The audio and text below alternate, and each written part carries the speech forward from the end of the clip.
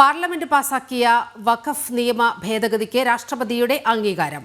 ഇന്നലെ രാത്രി രാഷ്ട്രപതി ദ്രൗപദി മുർമു ഒപ്പുവെച്ചതോടെ കേന്ദ്ര സർക്കാർ വിജ്ഞാപനം പുറത്തിറക്കി.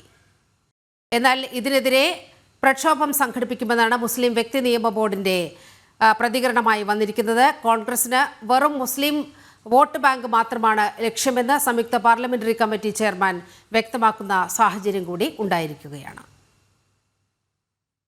മണിക്കൂറുകൾ നീണ്ട ചർച്ചകൾക്കൊടുവിൽ പാർലമെന്റിന്റെ ഇരുസഭകളും പാസാക്കിയ വഖഫ് നിയമ ഭേദഗതിക്ക് രാഷ്ട്രപതി അംഗീകാരം നൽകി. ഇന്നലെ രാത്രി ബില്ലിൽ രാഷ്ട്രപതി ദ്രൗപദി മുർമു ഒപ്പുവെച്ചതോടെ കേന്ദ്ര സർക്കാർ വിജ്ഞാപനം പുറത്തിറക്കി.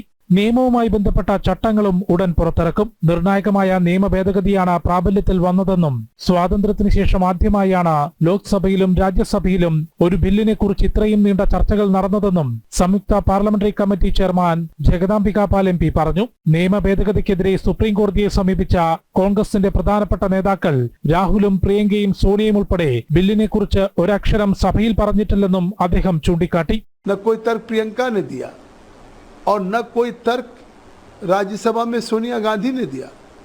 केवल ये कह देना, लोकसभा के ऊपर बयान दे देना उनका, सोनिया गांधी का, कि बुलडोज करके आज़ादी के बाद से 2:30 बजे रात तक, 11 बजे दिन से 2:30 बजे रात तक लोकसभा में चर्चा हुई संशोधन विधेयक पर, और 3:30 बजे 4 बजे रात तक राज्यसभ में चर्चा हुई. ആം ആദ്മിയും ഭേദഗതിക്കെതിരെ സുപ്രീം കോടതിയിൽ ഹർജി നൽകിയിട്ടുണ്ട്. കൂടാതെ ബില്ലിൽ ഒപ്പുവെക്കരുതെന്ന് മുസ്ലിം വ്യക്തി നിയമ ബോർഡും മുസ്ലിം ലീഗും രാഷ്ട്രപതിക്ക് കത്ത് നൽകിയിരുന്നു.